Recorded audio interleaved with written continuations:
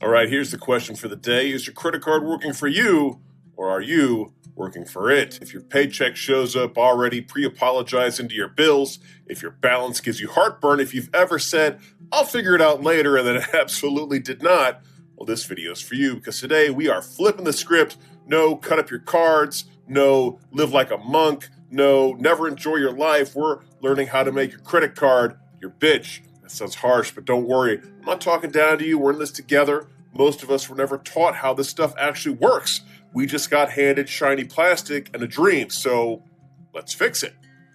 Part 1, the big lie.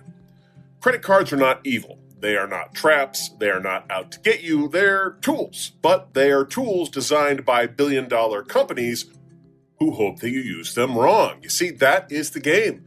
Credit card is basically a short-term loan that has perks. If you play it right, you get convenience, fraud protection, and rewards. If you play it wrong, you donate money to banks like it's a charity drive. And hey, spoiler alert, they do not need your donation. Part 2, ways you're using it wrong. All right, let's roast the bad habits, lovingly, with care, but, still roasted. Wrong move number 1, treating it like free money. Your credit limit is not your money. It's not a bonus. It's not a raise. It is a leash. Every swipe is future you paying for present you's. I deserve this. And look, sometimes you do deserve nice things, but you don't deserve 24% interest on them. So if you can't pay for it in cash this month, your card should not be your backup plan. That's how people slowly build a lifestyle that their income can't support. We're not doing that anymore. We are adults now, slightly tired adults, but adults nonetheless. Wrong move number 2, carrying a balance for your credit score. Now, this is a myth that absolutely refuses to die. You do not need to carry a balance to build credit. That's like saying you need to get sick to prove you're healthy. Banks love this myth because it makes them money. Your credit score does not. Paying in full every month is the gold standard. You can build excellent credit without paying a penny of interest. Zero, zilch, nada. Wrong move number 3, minimum payments.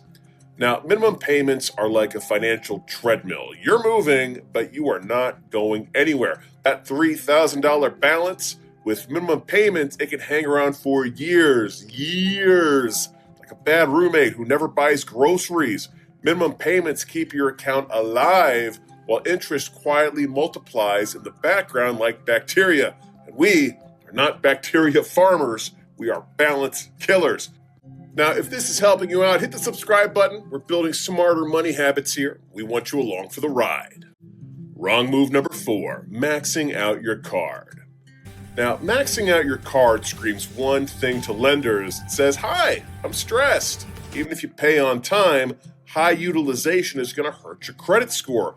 General rule, stay under 30% usage. An elite move is if you can stay under 10%. If your limit is $5,000, try to keep your reported balance under $500. This isn't about restriction, it's about strategy. Wrong move number 5, using it for emotional spending. Now, this one stings because it's human. You got a bad day, swipe, bored, swipe, dumped, swipe, existential crisis in the middle of a Target, swipe. You see, retail therapy works for about 12 minutes, but debt lasts way longer. And we're not banning fun. We're just separating feelings from finances. Your credit card is a tool, not a therapist. Wrong move number 6, cash advances. All right. Cash advances are the break glass in case of emergency option, except the glass is made of fees and instant interest. Interest starts immediately. Rates are higher and fees pile on. If you're using cash advances regularly, that's a red alert signal that your budget needs some CPR. Wrong move number 7, opening cards like Pokemon. Yeah, your rewards are fun. No, you don't need 11 cards in a year. Every application dings your credit temporarily. Too many makes you look risky. Strategic openings, smart. Application sprees, absolute chaos. We're building a system, not a scrapbook. Part 3, the power moves. All right, enough roasting. Let's talk about upgrades. This is where your credit card starts working for you. Power move number 1, pay in full every month. Now, this is the cheat code. When you pay in full, you pay 0 interest. That turns your card into a free tool. You're going to get rewards, you're going to get fraud protection, you're going to get credit building, you're going to get purchase protection, all without having to pay for the privilege. That's how you win. Power move number 2, use it like a debit card with benefits. Now, only spend what you already have in checking. If the money isn't there, it's not going on the card. Simple, not always easy, we get it, but it is wildly effective. This keeps lifestyle inflation in check and stops debt before it starts. Power move number 3, put predictable bills on it. Let's see, we've got subscriptions, your phone bill, gas, groceries, stuff you're going to buy anyway. Then auto pay the statement balance. This builds history and earns rewards without the extra spending. Your card becomes a funnel, not a trap. Power move number 4, know your statement date. All right, this one is next level. Your statement closing date determines what balance gets reported. If you pay part of your balance before the statement closes, your utilization looks lower. That can boost your score. Yes, this is nerdy, but it works. Welcome to the Credit Jedi Club. Yes, Jedi, also nerdy.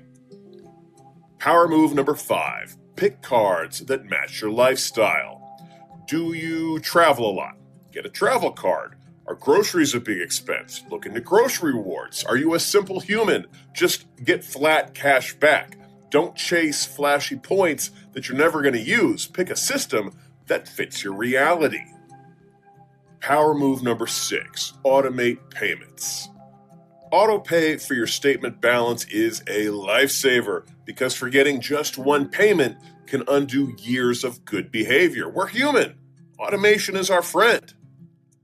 Power move number 7, have a plan for existing debt.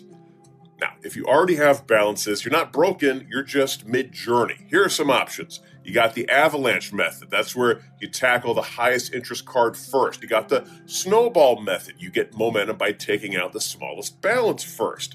Balance transfer cards, budget tightening temporarily. Remember, progress beats perfection 10 times out of 10.